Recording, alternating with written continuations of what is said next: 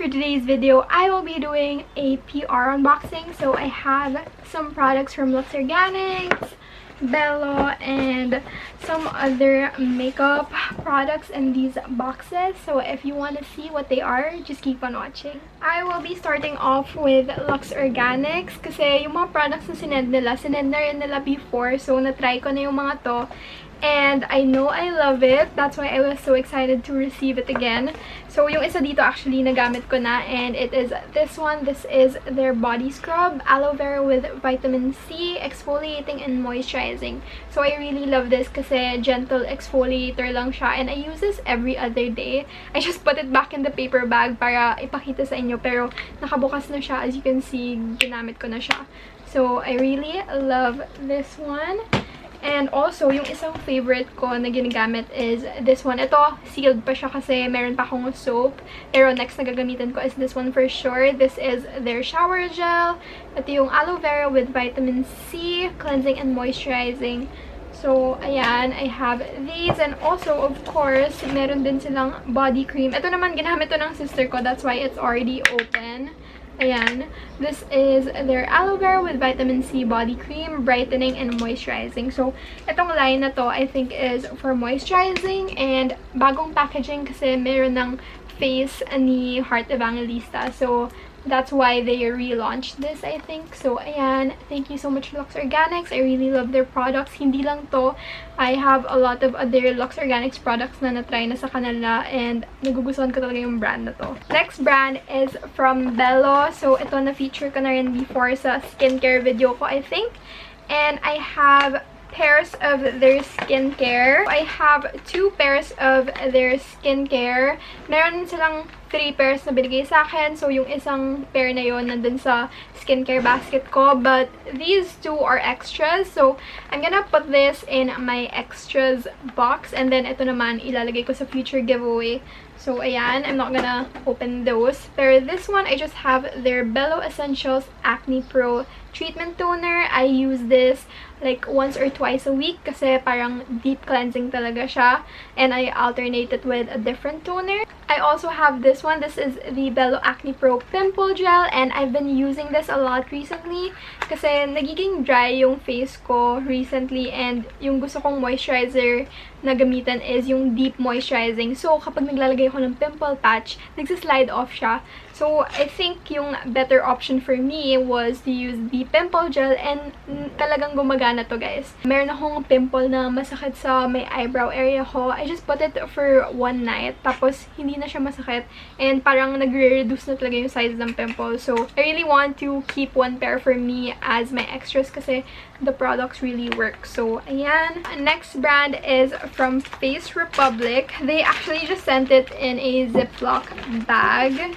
And this is their new Glow Up Cream. And it just looks like this. Pastel yung box niya. It's really cute. I really like yung rebranding ng Face Republic kasi super cute and simplistic ng packaging. And this one, it says it's a lightweight makeup base that tones up dark spots and evens out your skin tone. So, more on this product on their Instagram. I'm gonna link it down below. It's like a teal color. Super simple lang ng packaging. I don't think you can see it that well. Pero ang ganda talaga ng packaging. I'm so excited to try this out kasi parang maganda siyang makeup base, or if you don't want to wear makeup, maganda lang siyang face cream. Next products are from Charis. So, they sent me 4 packages. Yung iba kasi na-delay kasi nga, I think they're from Korea pa. So, ayun, na-delay siya because of the pandemic. And one item is skincare and the others are makeup. So, I'm gonna start off with the skincare. And I just have this one. I saw this in Ray Hermar's IG story. So, na-amaze ako. This is the Jelly Mist. Sprout Island Golden Seaweed Jelly Mist. Nakikita nyo ba? Jelly yung consistency niya. But, if you spray it, it's an actual mist. You know, di ko alam kung makikita nyo sa camera, pero ang cool lang, nakaka-amaze. I haven't really tested this out because unboxing nga to. Ngayon ko palang to binubuksan. And yeah, I don't know if this is good, but of course, I will update you. Ito lang yung box niya. This is the 31 degrees Celsius Skin Love na brand from Charis. I'm gonna link it down below if you're interested as well. I have this Vivid Studio na lip flash matte in the shade number 11 crossover. Ayan yung packaging niya. Hindi ko pa ito binubuksan kasi ayoko sirain yung packaging. Pero you have to open it like this. And masisira yung box eh. Ba't ganun? Ayun o. Ganun yung pagka-package niya. Oh my gosh, ang cute ng packaging. Kakaiba yung packaging niya. I'm so excited to try this out. I think it's a liquid lipstick. So, ayan. Again, I'm gonna link these products below. Kahit yung mga Belo, Face Republic, and Luxe Organix products. And then, I have 2 more packages from Charis as well. Kahapon lang to dumating, so hindi ko pa siya nabubuksan. Binubuksan ko lang yung box, pero hindi yung actual product. So, I'm gonna open it now.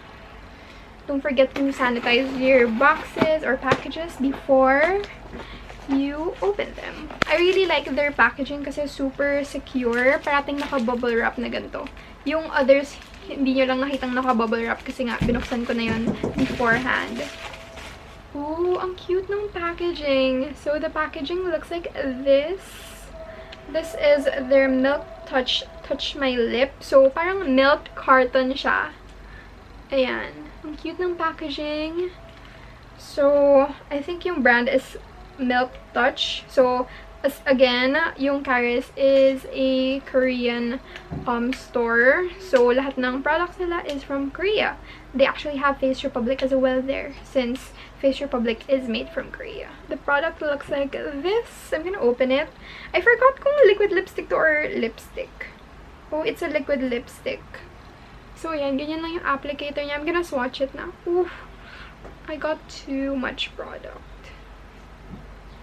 It's like a velvet tint.